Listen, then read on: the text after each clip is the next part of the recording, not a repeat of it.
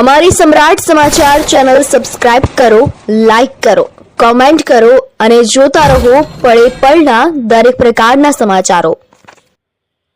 પાલિતાણા 181 અભિયમ મહિલા હેલ્પલાઇન એ ગુજરાતમાં મહિલાઓની સુરક્ષા અને સહાય માટે એક અત્યંત મહત્વપૂર્ણ પહેલ. ઘરેલું હિંસા, છેડતી, બાળલગ્ન કે અન્ય કોઈ પણ પ્રકારની મુશ્કેલીમાં ફસાયેલી મહિલાઓ માટે પાલિતાણા હેલ્પલાઇન સાચા અર્થમાં સંજીવની સમાન.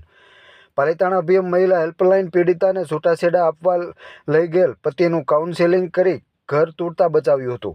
181માં મહિલા હેલ્પલાઇન એ ગુજરાતમાં મહિલાઓની સુરક્ષા અને સહાય માટે એક અત્યંત મહત્વપૂર્ણ પહેલ છે. તે માટે કટોકટીની પરિસ્થિતિમાં મદદ જ નથી કરતી, પરંતુ મહિલાઓને કાનૂની સલાહ, કાઉન્સેલિંગ અને સામાજિક સહયોગ પણ પૂરો પાડે છે. જિલ્લાઓની સુરક્ષા, સન્માન અને સશક્તિકરણ માટે કાર્યરત 181 અભિયમ મહિલા હેલ્પલાઇન અનેક મહિલાઓ માટે આશાનું કિરણ બનીને ઉભરી છે. ઘરેલું હિંસા, છેડતી, બાળલગ્ન કે અન્ય કોઈ પણ પ્રકારની મુશ્કેલીમાં ફસાયેલી મહિલાઓ માટે મહિલા હેલ્પલાઇન સાચા અર્થમાં સંજીવની સમાન છે. તાજેતરમાં જ એક પરિણીતાનો લગ્ન સંસાર તૂટતા બચાવ્યો હતો.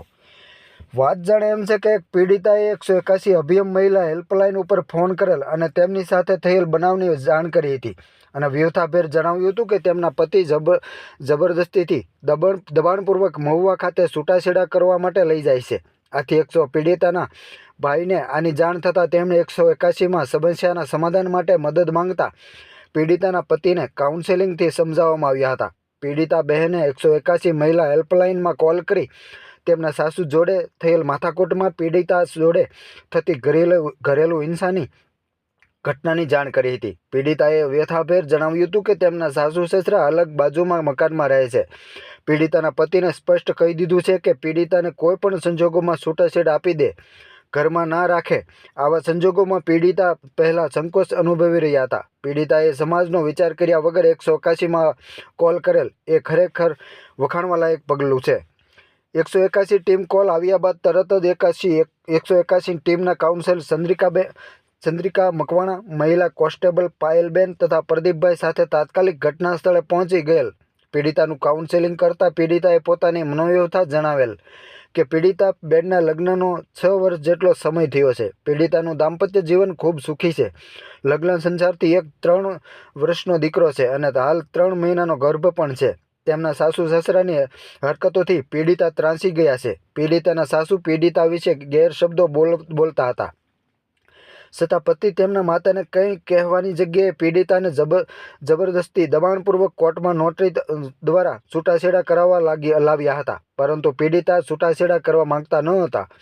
આ ઘટનાની ગંભીરતાને ધ્યાનમાં રાખીને 181 ટીમે પતિનું કાઉન્સેલિંગ કર્યું હતું.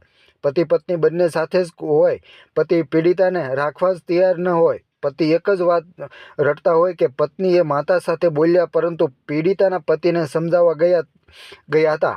કોર્ટ પહોંચેલ પતિએ પત્નીને કોઈ પણ દબાણ વગર પોતાની સાથે રાખવા 181 ટીમને જણાવ્યું હતું અને ભવિષ્યના ક્યારેય ફરી આવું નહીં થાય તેવું જણાવ્યું હતું.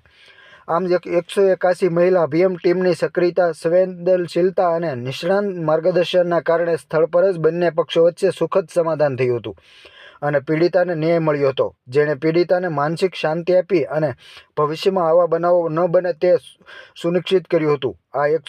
આ ઘટના 181 હેલ્પલાઇનની કાર્યક્ષમતા અને મહિલાઓની સુરક્ષા પ્રત્યેની પ્રતિબદ્ધતા દર્શાવે છે. તેમની સમયસરની દખલગીરી અને સંવેદનશીલતા અભિગમ આવા સંવેદનશીલ કેસોમાં કેટલો મહત્વપૂર્ણ છે તે સ્પષ્ટ થાય છે.